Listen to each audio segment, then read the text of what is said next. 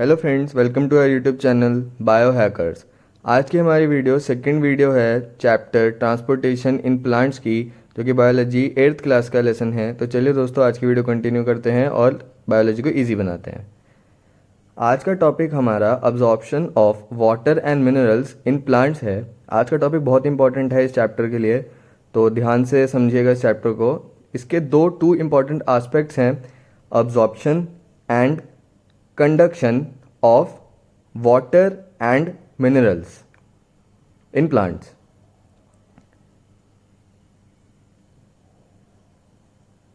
दो important physical phenomena समझना ज़रूरी है इस अब्जॉर्प्शन या ट्रांसपोर्टेशन को समझने के लिए। पहला है ऑस्मोसिस, दूसरा है डिफ्यूजन। ये दोनों जो फिनोमिना है, फिजिकल फिनोमिना, ये समझना पहले ज़्यादा ज़रूरी है, जो कि हमें हेल्प करते हैं अब्जॉर्प्शन और कंडक्शन में। तो इसको पहले समझेंगे, फिर हम अब्जॉर्प्शन कंडक्शन की तरफ चलेंगे। तो चलिए पहले डिफ्यूजन से स्टार्ट कर लेते हैं। डिफ्यूजन एक ऐसा प्रोसेस है जिसमें मूवमेंट ऑफ मॉलिक्यूल्स होता है from higher concentration to lower concentration. और ये जो है, आप डायग्राम में देख सकते हैं कि ये कैसे मूवमेंट करेगा। इसका एग्जांपल हम समझ लेते हैं। जब हम इंक को ऐड करते हैं वाटर में, तो जो इंक के मॉलिक्यूल्स होते हैं वो इंटरमॉलिक्यूलर स्पेस ले लेते हैं वाटर की डिफ्यूजन के थ्रू, और वाटर को ब्लू कर देते हैं, उसका कलर ब्लू में कन्वर्ट कर देते हैं, जिससे हम डिफ्यूजन देख सकते हैं। ये एक्सपेरिमेंट आप घर पे भी कर सकते हैं और डिफ्यूजन को आराम से समझ सकते हैं। तो चलिए अब ऑस्मोसिस भी समझ लेते हैं कि ये ऑस्मोसिस क्या होता है। ये प्रोसेस होता है वाटर मॉलिक्यूल्स के मूवमेंट का from higher concentration to lower concentration, लेकिन इसमें हमें सेमी परमिएबल मेम्ब्रेन की रिक्वायरमेंट होती है और डिफ्यूजन में सेमी परमिएबल मेम्ब्रेन नेसेसरी नहीं होती। तो इसमें हम देख लेते हैं डायग्राम में कि ये कैसे वर्क करता है, और ये higher concentration to lower concentration जाएगा। इसका एग्जाम्पल भी समझ लेते हैं। अगर हम रेजिन्स को हॉट वाटर में डाल देंगे तो वो स्वेल अप हो जाएगी, क्योंकि वाटर कंसंट्रेशन रेजिन के अंदर कम था, बाहर ज़्यादा था। ऑस्मोसिस और डिफ्यूजन का डिफरेंस भी समझ लेते हैं, ये इंपॉर्टेंट है समझना। ऑस्मोसिस में सेमी परमिएबल मेम्ब्रेन के थ्रू मॉलिक्यूल्स पास होते हैं, लेकिन डिफ्यूजन में ये बस स्प्रेड हो जाते हैं ओवर द लार्ज एरिया। इसमें सेमी परमिएबल मेम्ब्रेन की रिक्वायरमेंट नहीं होती। ऑस्मोसिस में सिर्फ वाटर ट्रैवल करता है, डिफ्यूजन में वाटर के अलावा बाकी मिनरल्स ट्रैवल करते हैं। सिमिलैरिटी इनकी ये है कि इक्विलिब्रियम मेंटेन करने के लिए वर्क करते हैं।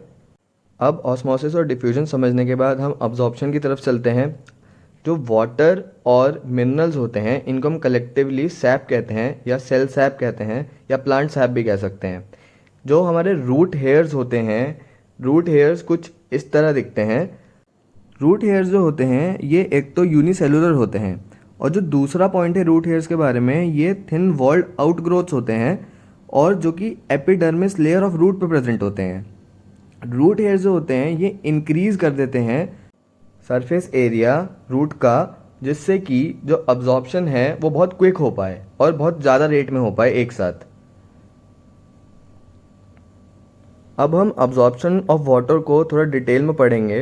अब्जॉर्प्शन ऑफ वाटर में ऑस्मोसिस के थ्रू वाटर जो है वो रूट के अंदर ट्रैवल कर जाता है, क्योंकि जैसे कि हम देखेंगे कि ज़्यादातर वाटर सॉइल में ज़्यादा कंसंट्रेशन में होता है, और कंसंट्रेशन डिफरेंस की वजह से हायर कंसंट्रेशन से वाटर अंदर अब्जॉर्ब हो जाता है बाय रूट हेयर्स।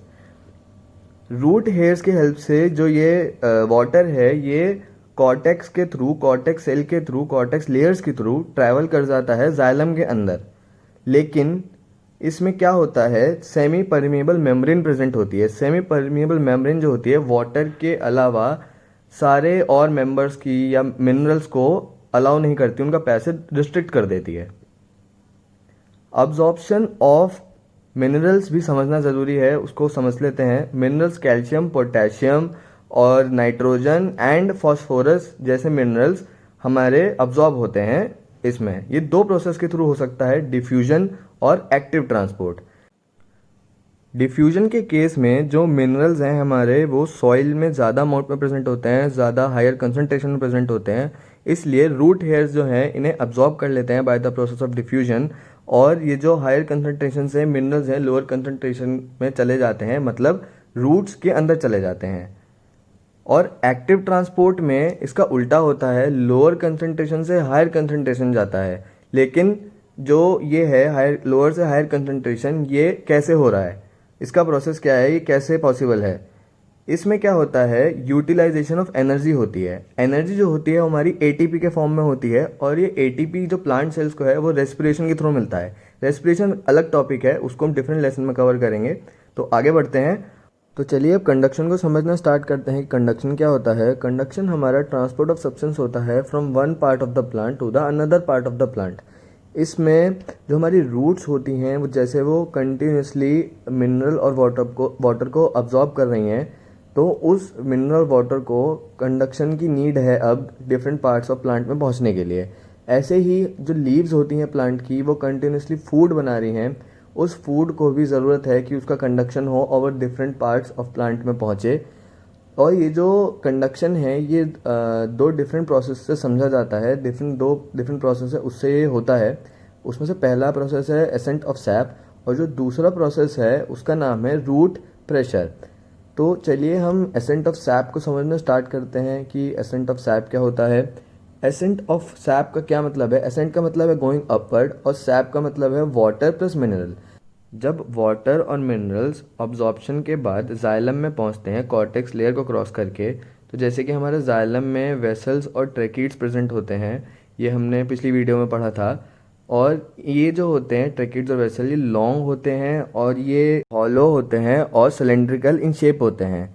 और ये जो हमारे ट्रैकीड्स और वेसल्स हैं ये एंड टू एंड कनेक्टेड होते हैं और एक पाइपलाइन फॉर्म करते हैं। ये जो पाइपलाइन है ये हमारी जो लीव्स होती हैं, प्लांट में जितनी भी लीव्स होती हैं और रूट्स होती हैं, उनके बीच में एक कनेक्शन डेवलप कर देती है। और ये जो पूरा प्रोसेस होता है ये अगेंस्ट ग्रेविटी काम करता है। ट्रांसपिरेशन इसकी सपोर्ट करती है इस पूरे प्रोसेस की, जो कि हम नेक्स्ट वीडियो में पढ़ेंगे।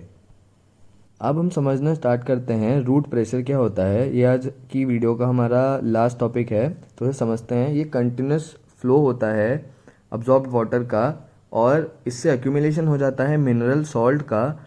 मिनरल सॉल्ट हमारे जाइलम में एक्यूमुलेट हो जाते हैं, जिसकी वजह से जो वाटर कंटेंट है जाइलम में वो डिक्रीज हो जाता है, उसकी कंसंट्रेशन जो है कम हो जाती है। और इस कंसंट्रेशन कम होने की वजह से एक कंसंट्रेशन ग्रेडियंट डेवलप हो जाता है जाइलम के अंदर, मतलब हायर और लोअर कंसंट्रेशन के डिफरेंस बन जाता है। इसलिए जो वाटर है वो स्टेम में ट्रेवल कर जाता है, ऊपर पहुंच जाता है स्टेम में, और इससे इस कंटिन्यूस इनफ्लो से एक प्रेशर डेवलप होता है जिसका नाम है रूट प्रेशर।